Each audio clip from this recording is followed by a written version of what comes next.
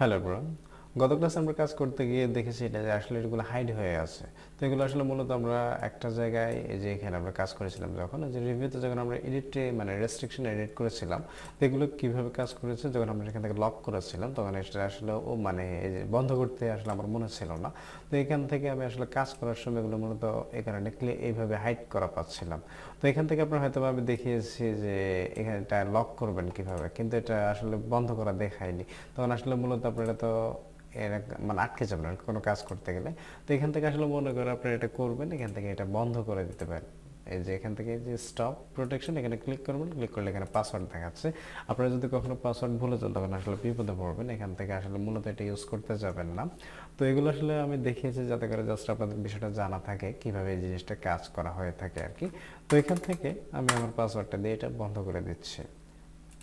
তো যাই হোক, এই কারণে মূলত আসলে ছোট ভিডিওটা এই কারণে করেছি যে আসলে এখান থেকে জিনিসটা কীভাবে উঠাতে হয় আর কি, এই হচ্ছে এটার কাজ।